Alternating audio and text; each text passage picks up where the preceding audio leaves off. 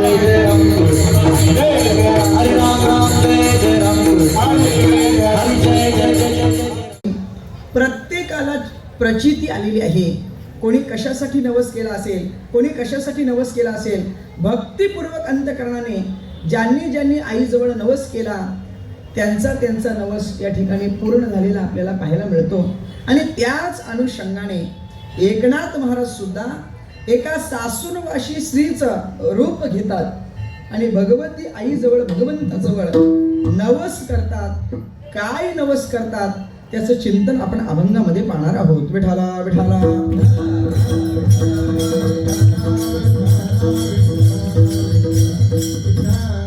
आईचा जो अवतार झाला तो आईचा जगदंबेचा अवतार होत असताना नेमका कशासाठी झाला तर मोह नावाचा महिषासुर आहे.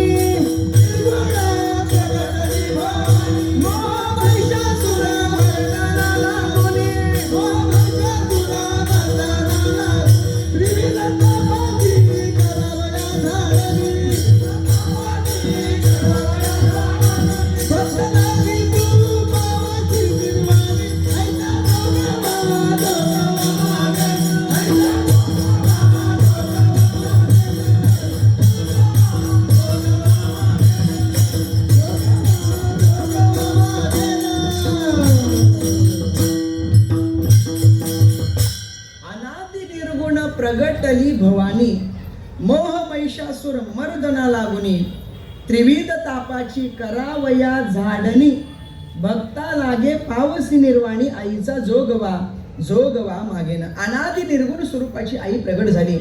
कशासाठी प्रगट झाली आपल्याला सर्वांना ज्ञात आहे. मोह नावाचा महिषासुर हा माजला होता आणि त्याचा वध करण्यासाठी त्याला संपवण्यासाठी आईचा उद्धार झाला. आई अवताराला आली. बरं ठीक आहे. मोह नावाचा महिषासुर त्या काळामध्ये एक राक्षस स्वरूपाने होता. पण आता देखील प्रत्येकाच्या अंतःकरणामध्ये एक मोह नावाचा महिषासुर आहेच. एकूण 6 प्रकारचे विकार आहेत. काम, क्रोध, लोभ, मोह, मद आणि मत्सर असे 6 प्रकारचे विकार आहेत. या 6 प्रकारांच्या विकारांचा जर विचार करू गेलो तर 6 प्रकारचे विकार आहेत. पण 6 विकारांचा अध्यक्ष कोण असेल तो मोह नावाचा विकार आहे. हा अध्यक्ष आहे सगळ्यांचा. सगळ्या विकारांना चालना कोण देत असेल तर मोह नावाचा जो विकार आहे तो चालना देतो. मग या प्रत्येक विकाराची व्याख्या काय केली जाते आपण एका व्याख्येमध्ये त्याचं चिंतन करू. नंबर 1, काम कशाला म्हणायचं तर ऐका. एखादी गोष्ट आपल्याला आवडली आणि आवडल्यानंतर ती वस्तू मिळावी अशी जी भावना निर्माण होते त्याला काम नाम इच्छा म्हणतात. ऐका जरा बारीका. 6च्या 6 विकार नीट ऐका. एखादी वस्तू आवडलेली वस्तू आपल्याला मिळावी अशी जी इच्छा निर्माण होते तिला काम नाम इच्छा असं म्हणतात. बरं, काम शब्दाची व्याख्या पाहिली. काम शब्दाच्या पुढचा विकार आहे काम, क्रोध. वस्तू एखादी आवडलेली आहे, मिळावी अशी इच्छा आहे, पण ती वस्तू मिळाली नाही तर आपल्याला जो विकार निर्माण होतो त्याला क्रोध नाम राग म्हणतात. काम, क्रोध, लोभ. तिसरा विकार आहे लोभ. एखादी वस्तू आवडलेली वस्तू मिळावी अशी इच्छाही निर्माण होते, पण इच्छा निर्माण झाल्यानंतर पुन्हा ती वस्तू आपल्याकडे वाढत राहावी, अजून मिळावी अशी जी इच्छा निर्माण होते त्याला लोभ म्हणतात. काम, क्रोध, लोभ. एखादी वस्तू आवडली ती मिळाली, आता तिच्यामध्ये वाढ व्हावी असं वाटतंय, पण नाहीच वाढ झाली तरी चालेल, पण कमीत कमी हाती आलेली वस्तू आपल्याकडे तशीच राहिली पाहिजे असा जो विकार निर्माण होतो त्याला मोह म्हणतात. मग एखादी वस्तू आवडली, ती मिळाली, तिच्यात वाढ व्हावी वाटते, नाही वाढ झाली तरी चालेल, पण कमीत कमी आहे तशी आपल्याकडे राहिली पाहिजे. पण मिळालेली वस्तू आता दुसऱ्या कोणाकडेच नाही आणि त्याच्याविषयी जो विकार निर्माण होतो त्याला दंभ नाम अहंकार म्हणतात. पण मिळालेली वस्तू आता आपल्याकडेच आहे म्हणून दंभ अहंकार निर्माण झाला, परंतु चुकून तीच वस्तू अगदी लगेच शेजारच्याकडे मिळाली म्हणून शेजारच्या विषयी जो विकार निर्माण होतो त्याला मत्सर नाम तिरस्कार म्हणतात. विठाला विठाला.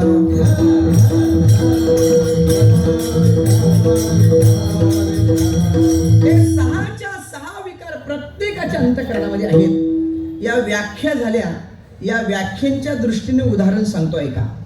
पहिला विकार आहे काम. एखादी वस्तू आवडली, ती मिळावी म्हणून भावना निर्माण होते, तिला कामनाम इच्छा म्हणतात. उदाहरण काय? एखादी साडी आपल्याला आवडली महिला मंडळ, मग साडी जी आवडलेली आहे, जेवढी महागाची आवडलेली आहे तेवढ्याच महागाची साडी आपल्या भावाने आणि तीच साडी आपल्या भावाने आपल्याला भावबीजेला आणावी असा जो विकार निर्माण होतो त्याला कामनाम इच्छा म्हणतात.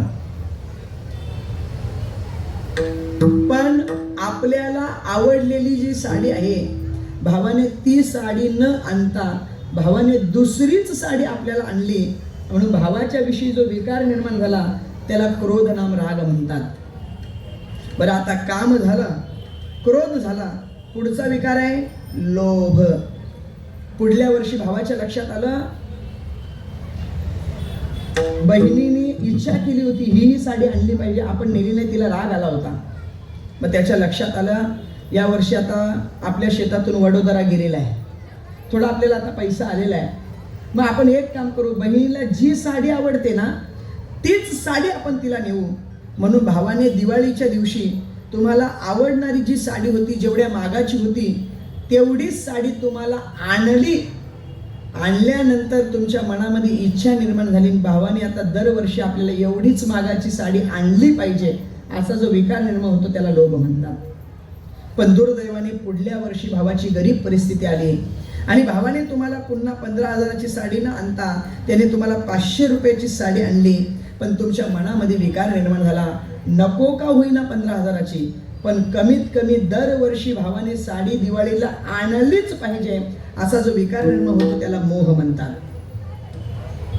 पण गंमत अशी झाली, पुढल्या वर्षी भावाचं कुठंतरी काहीतरी लागलं, त्याला पैसा मिळाला, त्याने पुन्हा तुम्हाला 15,000ची साडी आणली आणि त्या वर्षी तुमच्या अंतःकरणामध्ये मनामध्ये विकार निर्माण झाला, अरे भावाने मला 15,000ची साडी आणली, अख्ख्या गावात अख्ख्या गल्लीत आपल्या एवढी महागडी साडी कोणत्याच भावाने कोणत्याच बहिणीला आणली नसेल. म्हणून तुम्हाला भावाच्या विषयी आणि त्या साडीच्या विषयी जो विकार निर्माण झाला त्याला दंभ नाम अहंकार म्हणतात. अहंकार म्हणतात. पण दिवाळीचा सण झाला, भाऊबीज झाली की 2-4 दिवसानंतर महिला मंडळाचा एक कार्यक्रम असतो. कोणता कार्यक्रम असतो? कोणता? पायरीवर बसून कार्यक्रम असतो तो. कोणता? तुझ्या भावाने कशी आणली, तुझ्या भावाने कशी आणली, तुझ्या भावाने कशी आणली.